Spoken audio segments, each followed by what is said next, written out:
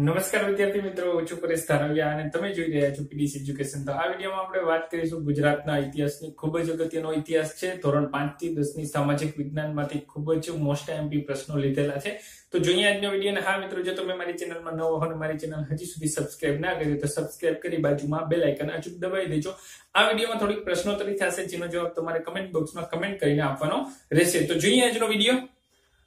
શરૂઆત સાવ નાનેથી કરી છે। સામાજિક વિજ્ઞાનીય 5મા ધોરણથી 10મા ધોરણ સુધીના જે કઈ સામાજિક વિજ્ઞાનમાં પ્રશ્નો હતા એ બધાનું આવરણ કરેલું છે। ધ્રુવ, પેલા વાત કરીએ ધ્રુવના પિતાનું નામ હતું ઉતાનપાદ। એવો પ્રશ્ન પૂછાય છે કે ધ્રુવના પિતાનું નામ શું હતું? તો એનો જવાબ છે ઉતાનપાદ। એને બે રાણીઓ હતી જે બધાને ખબર હતી। એક હતી અણમાનીતી અને બીજું હતી માનીતી। જે માનીતી હતી એનું નામ છે સુરુચિ અને જે અણમાનીતી હતી એનું નામ છે સુનીતિ। હવે જે સુરુચિ છે એના દીકરાનું નામ એટલે કે એના પુત્રનું નામ હતું ઉત્તમ અને જે અણમાનતી એટલે કે સુનીતિ છે એના પુત્રનું નામ હતું ધ્રુવ। તો આ ધ્રુવ વિશેના ખૂબ જ અગત્યના પ્રશ્ન થયા। હવે એક તમને પ્રશ્ન હું તમને કમેન્ટ બોક્સમાં આનો જવાબ આપજો।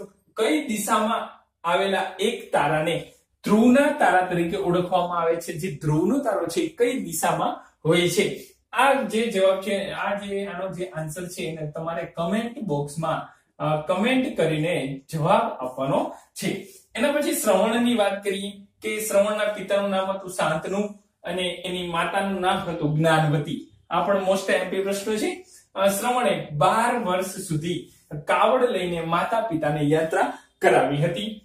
શ્રવણે અયોધ્યા પાસે જે સરયુ નદીના કિનારે દશરથ રાજાના બાણને કારણે એ શબ્દવેદી બાણ હતું એનાથી મૃત્યુ પામ્યા હતા। જ્યારે શ્રવણ પાણી ભરવા માટે સરયુ નદીના કિનારે ગયા ત્યારે દશરથ રાજાએ એને જે શબ્દવેદી બાણ હતું એનાથી મૃત્યુ પામ્યા હતા અને બાણ છોડ્યું હતું। એના પછી સબરી આવે છે કે સબરી પંપા સરોવર, યાદ રાખજો, સબરી પંપા સરોવરના કિનારે નજીક એક માતંગ ઋષિ નામના આશ્રમમાં રહેતા હતા અને ઇન્ડોનેશિયા, જાવા, સુમાત્રા, શ્રીલંકા, થાઈલેન્ડ વગેરે દેશોમાં રામાયણ છે એક નાટક તરીકે ભજવવામાં આવે છે। પછી આવે છે લવકુશ। તો વાલ્મીકી ઋષિના આ આશ્રમમાં રહેતા હતા। લવ અને કુશ શ્રી રામના વંશજો છે કે રાજા રામની સેનાને લવકુશે હરાવી હતી। એના વિશે આટલી માહિતી છે।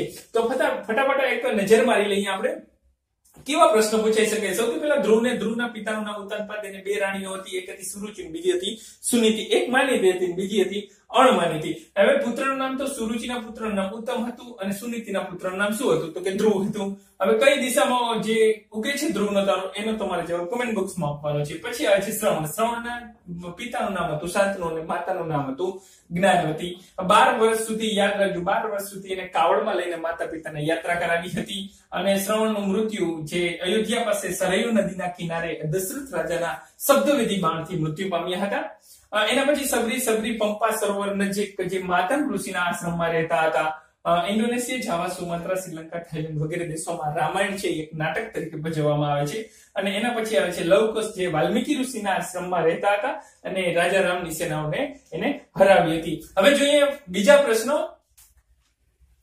વાત કરી એકલવ્યની, તો તેમના જમણા હાથના અંગૂઠો ગુરુએ દક્ષિણામાં માંગ્યો અને તેમને પણ આપ્યો હતો। એકલવ્યની વાત કરી દઈએ તો એને જમણા હાથનો અંગૂઠો ગુરુએ દક્ષિણામાં માંગ્યો હતો એટલા માટે એને આપી દીધો હતી। પછી એક અહીંયા ક્વેશ્ચન છે, ખૂબ જ અગત્યનો પ્રશ્ન છે, ઘણીવાર પૂછાય છે કે ખોખોની રમતમાં શ્રેષ્ઠ દેખાવનાર ભારતીયોને દર વર્ષે કયો પુરસ્કાર આપવામાં આવે છે? જેનો જવાબ તમારે કમેન્ટ બોક્સમાં કમેન્ટ કરીને આપવાનો રહેશે। પછી એના પછી કૃષ્ણ સુદામાની વાત કરીએ તો જે સાંદીપની ઋષિના આશ્રમમાં રહેતા હતા કૃષ્ણ અને સુદામા। એમ પૂછે કે કૃષ્ણ સુદામા કયા આશ્રમમાં રહેતા હતા? તો એનો જવાબ છે સાંદીપની આશ્રમમાં રહેતા હતા। સુદામાએ અપાચક વ્રત લીધું હતું। યાદ રાખજો, અપાચક વ્રત લીધું હતું એટલે શું? તો કે અપાચક એટલે કોઈ પણ પાસેથી કશું માંગવું નહીં, જેને કહેવાય છે અપાચક। સુદામા જ્યારે કૃષ્ણને મળવા ગયા, ભેટવા ગયા ત્યારે સાથે શું લઈ ગયા હતા? તો કે તાંદુળ એટલે કે ચોખા લઈને ગયા હતા। સુદામાપુરી એટલે આજનો કયો જિલ્લો એ પણ તમારે કમેન્ટ બોક્સમાં કમેન્ટ કરીને જણાવવાનું છે કે કયા જિલ્લાને સુદામાપુરી તરીકે ઓળખવામાં આવે છે। એના પછી આવે છે ગૌતમ બુદ્ધ, કે ગૌતમ બુદ્ધના પિતાનું નામ હતું શુદ્ધોધન જેને બે રાણીઓ હતી, એક હતી માયાવતી અને બીજો હતો મહાપ્રજાતિ. હવે એ બે રાણીઓ હતી ને બે સગી બહેનો હતી. જે શુદ્ધોધનની બંને રાણીઓ હતી, બંને સગી બહેનો હતી, જેને ગૌતમ બુદ્ધના પિતાનું નામ શુદ્ધોધન અને બે રાણીઓ હતી. શુદ્ધોધન હિમાલયની તળેટીમાં કપિલવસ્તુ નગરના રાજા હતા. એ પણ યાદ રાખજો કે કપિલવસ્તુ નગરના રાજા હતા. એના પછી ગૌતમ બુદ્ધનું પ્રથમ નામ, ગૌતમ બુદ્ધના બે નામ હતા. પહેલું નામ હતું સિદ્ધાર્થ અને એના પછીથી એનું બીજું નામ પાડવામાં આવ્યું ગૌતમ બુદ્ધ. તેમની પત્નીનું નામ જોઈએ તો એનું નામ હતું યશોધરા. જે સિદ્ધાર્થ એટલે કે ગૌતમ બુદ્ધની પત્ની હતી એનું નામ હતું યશોધરા. અને ગૌતમ બુદ્ધે કરેલા ગૃહ ત્યાગને મહાભિનિષ્ક્રમણ પણ કહેવામાં આવે છે. તો આટલું યાદ રાખજો. ગુજરાતનો ઇતિહાસમાં ખૂબ જ અગત્યનો ખૂબ મોસ્ટ આઈએમપી પ્રશ્નો કહી શકાય. તો ફટાફટ એક નજર લઈએ. એકલવ્ય તો કે એના જે ગુરુ હતા એને દક્ષિણમ અને જમણા હાથનો અંગૂઠો માંગ્યો હતો અને એકલવ્ય આપી પણ દીધો હતો.